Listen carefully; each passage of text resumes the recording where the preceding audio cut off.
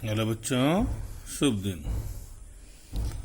बच्चों, हम लोग प्रश्न नंबर 26 करते हैं। 2009 में आ रखा है, काफ़ी इम्पोर्टेंट प्रश्न है। प्रश्न है कि सिद्ध कीजिए कि दिए हुए पृष्ठ और महत्तम आयतन वाले लंबवृत्तीय शंकु का अर्धशीर्ष कोण साइन इनवर्स 1/3 होता है। ये आपका अर्धशीर्ष कोण दिया हुआ है अल्फा। ABC शंकु है।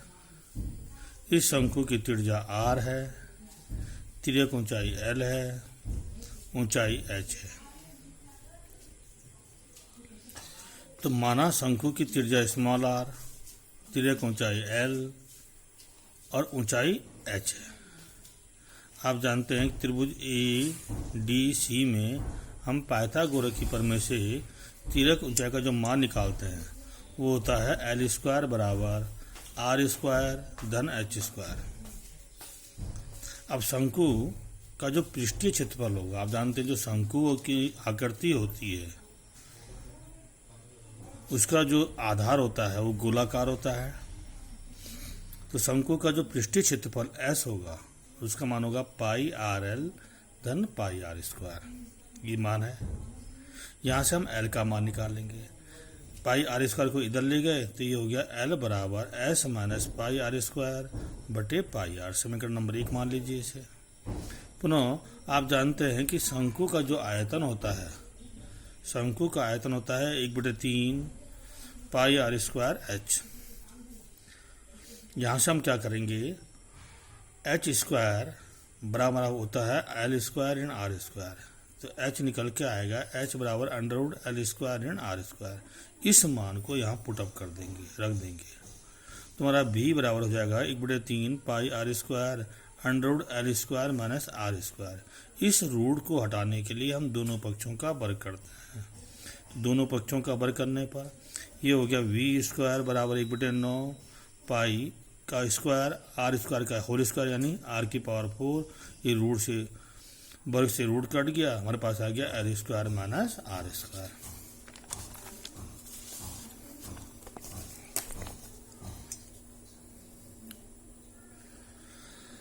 अब है हम ये मान रहे हैं, ये मान के चल रहे हैं कि हमने V² की जगह F रख दिया।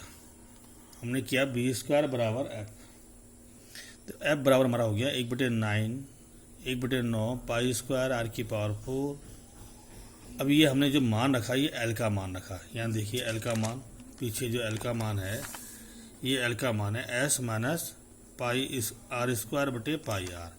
हमने यहाँ पर ये L का मान रख दिया, इसका होल स्क्वायर करा तो ये हो गया F बराबर 1/9 π² R⁴ S माइनस π² का होल स्क्वायर बटे πR का होल स्क्वायर। हमने यहाँ पर इसे लिख दिया π² R² माइनस R²।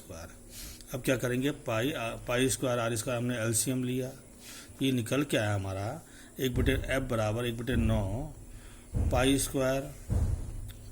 R⁴ गुणा गया A ऋण B का पूर्ण वर्ग S का वर्ग धन π² R⁴ ऋण 2S πR² ऋण हमने LCM लिया π² R²। तो ये हो गया ऋण, इसका गुणा यहाँ होगा π² R⁴ हो गया। अब यहाँ देखिए ये धन में है π² R⁴ और ये आपका ऋण में है, तो ये दोनों आपके कैंसिल हो गए।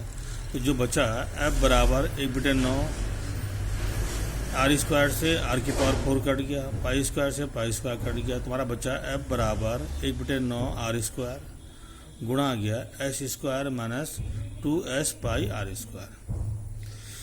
इसे और सरल किया तो R² का गुणा अंदर कर दिया तो ये हो गया F बराबर 1/9 कोष्ठ में S² R² इन 2S πR⁴।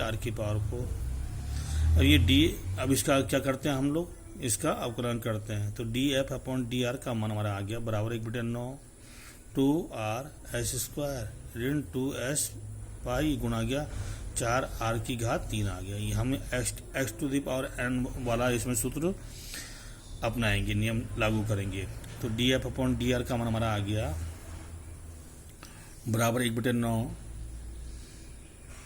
2r(s²) ऋण 4 दूना 8 s/r³। अब आपको मालूम है कि हम उच्चतम और न्यूनतम हेतु क्या करते हैं, df/dr का मान हम लोग शून्य कर देते हैं।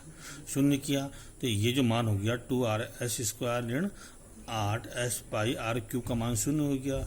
इसे सरल किया तो ये हो गया 2r(s² बराबर 8 s/r³। यहाँ से आपका s का मान निकल के आया 4πr²। तो यहाँ से निकल के आया r² बराबर s/4π। यहाँ से हमने r का मान निकाल लिया, r बराबर √s/4π। इसे हम ऐसे लिख सकते हैं कि s बराबर r बराबर s/4π की घात 1/2। अब इसका दोबारा द्वितीय घात का अवकलन किया इसका, तो ये हो गया d2f/dr² बराबर 1/9।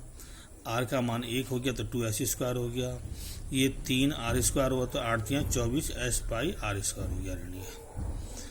अब r का मान हमने कितना रखना है, s बराबर s/4π की घात 1/2 पर हम देखते हैं कि d2f/dr² का मान क्या होता है, शून्य से छोटा होता है। चाहे तो आप डायरेक्ट लिखिए, चाहे इसे हल कर लीजिए। यहाँ पर हम क्या करेंगे, r की जगह में इस मान को पुटअप करेंगे और देख भी लेंगे। आइए देखते हैं। तो ये हो गया d2f/dr² बराबर 1/9 2s² ऋण 24 s/। हमने क्या किया, r की जगह में जो ये r था, यहाँ पर ये नीचे जो यहाँ पर ये r था, इसकी जगह में s/4π की घात 1/2 रख दिया हमने कि गुणा गया 2 से 2 कट गया तो हमारा ये 4π से 4π कट गया, 4 × 6 = 24 और ये s² हो गया। तो ये निकल के आया 1/9 2s² - 6s² यानी 1/9 ऋण 4s²। यहाँ पे देख लिया आपने, ये ऋण में आया क्योंकि d2f/dr² का मान ऋण में आ रहा है। ऋण का मतलब क्या, ये शून्य से छोटा है। तो ये हमने या तो सिद्ध कर लीजिए या तो ये कर लीजिए पूरा, या ये लिख दीजिए, ठीक है ना।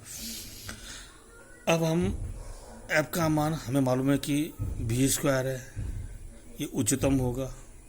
अगर f v² उच्चतम होगा तो ये जो v है ये भी आपका क्या होगा, उच्चतम होगा। अब हमें मालूम है कि l का मान हमने लिखा था शुरू में s - πr² लिखा था। अब r की जगह में s/4π रख देते हैं क्योंकि इस पर मान क्या है, उच्चतम है। तो r का मान हमारे पास है कि r का मान है r बराबर s/4π की घात 1/2। इस मान को यहाँ पर रख देते हैं। तो ये हो गया l बराबर s - π गुणा गया s/4π की घात हाफ गुणा गया 2 यानी वर्ग हो गया, पाई गुणा गया s/4π की घात हाफ। यहाँ से हमारे पास l का जो मान निकल के आया, ये आया 3s/4 π गुणा गया s/4π की घात हाफ। अब आपको मालूम है यहाँ सूत्र से, यहाँ से देखिए आप कि साइन अल्फा का मान क्या होता है, ये होता है लंब बटे कर्ण, क्योंकि कोण के सामने की भुजा हमेशा लंब होती है। तो लंब इसके लिए r हुआ, कर्ण आपके लिए l है। तो साइन अल्फा का मान निकल के आएगा r/l। r का मान आपने शुरू से लिखा हुआ है कितना, √s/4π। r का मान √s/4π यानी s/4π की घात हाफ।